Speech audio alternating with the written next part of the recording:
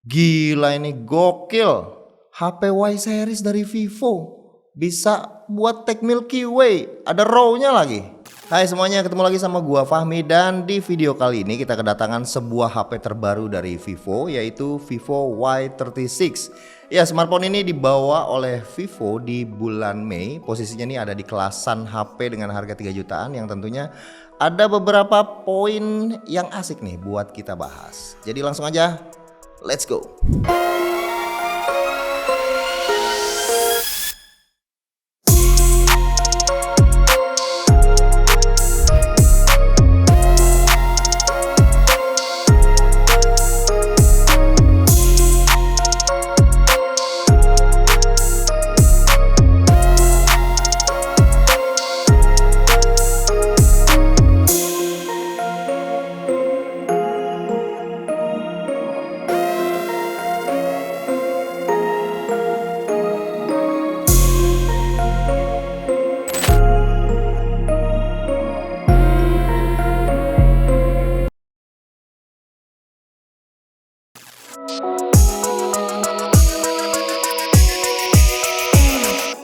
Oke, sekilas kita lihat dari cinematic unboxing tadi, yang paling mencolok adalah sisi desainnya kalau dari HP-nya ya.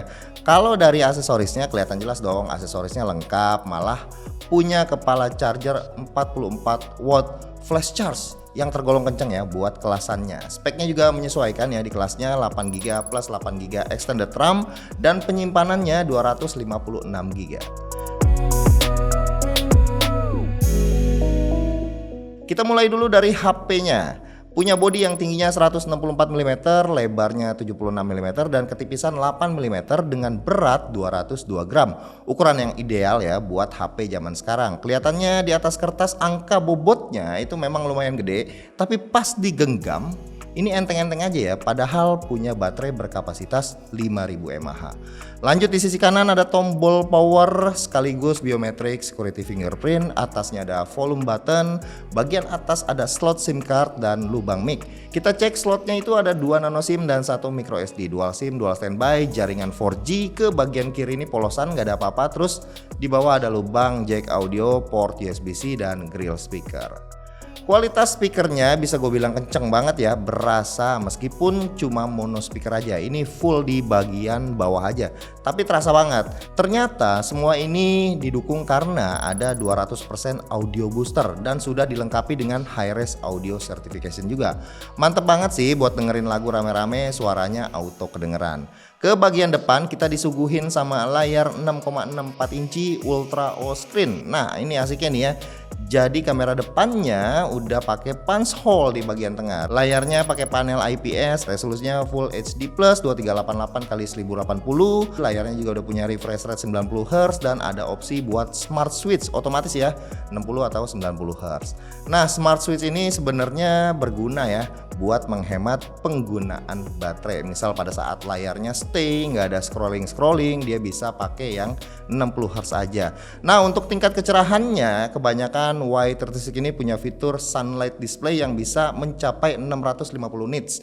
Jadi lebih tinggi dari rata-rata, bisa diakomodir keperluan penggunaan layar di bawah sinar matahari. Ke bagian belakangnya nih kita disuguhin sama 2 kamera yang gede-gede bener buletannya. Terus ada 1 lampu flash dan tulisan aspherical lens high resolution. Maksudnya ini punya kamera utama 50 megapiksel dengan bukaan besar f1.8. Terus ada ultra stable video Ace ya.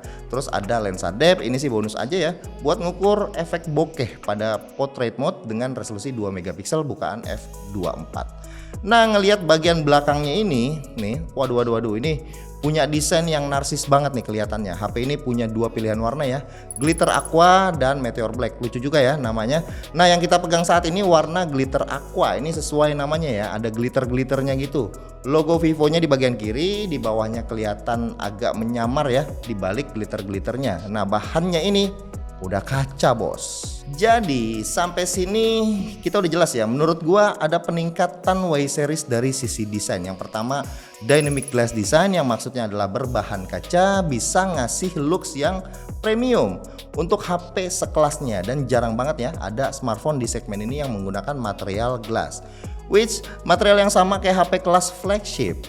Smartphone harga segini kebanyakan pakai polikarbonat plastik. Benefit glass ngasih looks yang lebih elegan. Permukaan yang halus dan nggak gampang ninggalin sidik jari. Berikutnya adalah ini nih, kamera depan Ultra O Screen, yang maksudnya adalah kamera depannya menggunakan punch hole bukan water drop. Dengan begini bisa ngasih looks juga ya, layaknya sebuah HP kelasan atas. Yang terakhir adalah desain kamera belakangnya nih yang elegan banget karena adanya Vivo Signature Dynamic Dual Ring dengan Fantasy Frame. Pantas banget kalau HP ini yang dijagoin adalah penampilannya, sultan banget. Tambahan, HP ini juga ada sertifikasi rating IP54 ya. Dengan spek yang mumpuni ditambah RAM udah 8GB plus 8GB extended RAM dan storage-nya 256, kali ini Vivo datang dengan memori 2 kali lebih besar dibanding produk yang sebelumnya ya, Y35. Dengan 256 bisa nyimpan berbagai file lebih banyak dan penggunaannya tentu lebih lama ya, tentu bukan cuma dipakai main game aja biar HP-nya tuh berguna, tapi bisa dibuat multitasking, beberapa app juga bisa, misalnya ya penyimpanannya juga lega karena HP entry ini kebanyakan nih seringan nih suka clear cache melulu kan. Kali ini nggak perlu lagi sering-sering clear cache. Kita masuk ke bagian speknya nih. Vivo Y36 ini pakai chipset Qualcomm Snapdragon 680 dengan OS Vantage OS 13 yang berbasis Android 13, yang saat ini security patch-nya ada di bulan April 2023. UI yang Vivo punya ini lumayan asik ya, banyak customization-nya, nggak ada iklan-iklan yang ganggu, paling tinggal sesuaiin aja misalnya ya.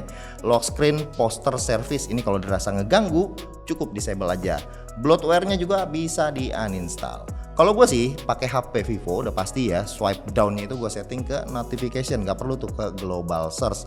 Ini pilihan customnya juga banyak banget. Buat home screen-nya yang namanya Android ya, pasti punya banyak customization. Terus ada dynamic effect sama ultra game mode. Ngomongin game dengan chipset 680 ini tentunya nggak bisa berbuat banyak ya, tapi nggak bisa dibilang kurang juga. Cukup aja buat kelasan mid range. Kita tes benchmark dulu nih. Skor Antutu bisa dapetin skor 293 ribuan. Lanjut 3D Mark benchmark yang stress test kita dapat skor 587 dan lowernya 586. Nah, pengujian 3D Mark ini cukup solid ya, memposisikan HP ini bakal bisa running game apa aja. FPS-nya tuh ada di angka 7 FPS dengan tingkat panas di 33 Celcius aja. Data dari pengujian tes ini tuh makan baterai sekitar 3%. Kalau dihajar buat main game grafis tinggi biar pas ya, pakai settingan yang lowest buat jaga frame rate-nya, tapi kalau game yang standar-standar aja sih bakalan normal-normal aja.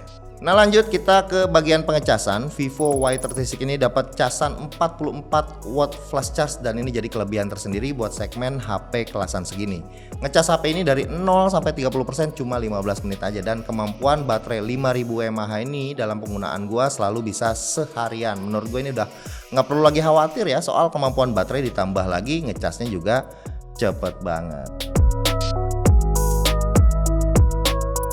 Dan next kita ke kameranya. Secara spek ya udah dijelasin tadi, langsung aja kita ke aplikasi kameranya. Tampilannya seperti ini, ada foto, HDR, video, portrait mode, terus ada tambahan fiturnya.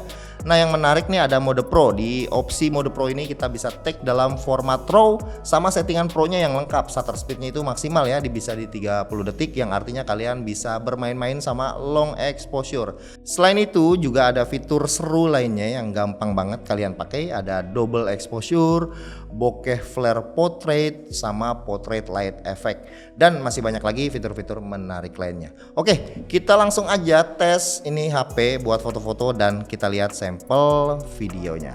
Oke, ini sampelnya 1080 30 fps untuk Vivo Y36.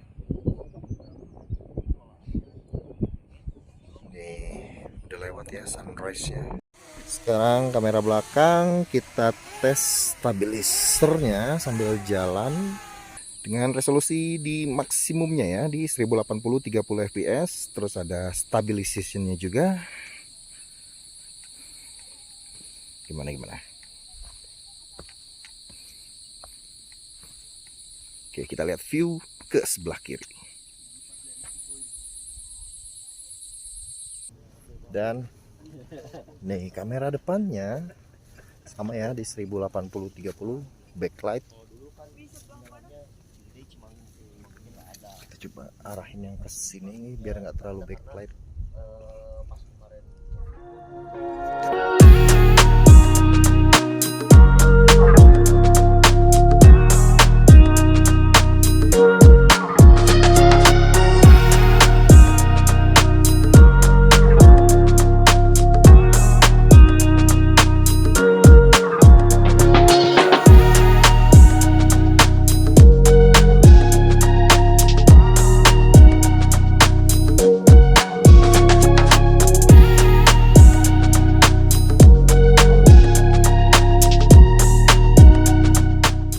Nah, yang terakhir adalah HP ini punya NFC multifunction, mantep ya. Jadi gampang nih buat dipakai transfer file, foto, akses card, dan NFC device ataupun top up atau cek e-money. Kesimpulannya, Vivo Y36 ini kelihatan menawarkan HP kelasan harga 3 jutaan yang mengedepankan desain, ROM storage yang 2 kali lebih besar di kelasnya, dan RAM yang bisa dibuat multitasking. Ngecas juga cepet ya, 44 watt flash charge, ada NFC multifunction, 200% audio booster, dan tambahan beberapa fitur asik ya turunan dari seri yang lebih tingginya. Contohnya nih, kamera bisa tag dalam format RAW. Secara target audience dari Y series tentu segmen ini diperuntukkan buat anak-anak muda yang senang sama aktivitas media sosial. Gaul gitu, punya HP yang desainnya nih menarik perhatian. Makanya desain menjadi pendekatan pertama dari HP ini. Terus anak-anak muda yang suka juga sama dunia digital seperti streaming film, musik, YouTube, Netflix, gaming masih oke juga. Hal yang perlu dipertimbangkan adalah speakernya nih yang masih mono sama ketiadaan kamera ultrawide. Tapi lagi-lagi setiap orang itu punya kebutuhan yang beda-beda, apalagi nih anak-anak muda. Kecocokan begini kan balik lagi ke usernya masing-masing, ada yang oke, ada yang enggak. Menurut gua itu wajar. Dan sampai juga kita ke bagian harganya, dimana bagian ini ya yang jadi penentu batasannya keputusan setiap orang untuk membeli apa enggak. Nah, Vivo Y36 ini dibanderol dengan harga 3 jutaan. Oke, sekian video kali ini. Jangan lupa drop komentar, terus kasih jempolnya, share ke teman-teman kalian, dan kita ketemu lagi di video yang berikutnya.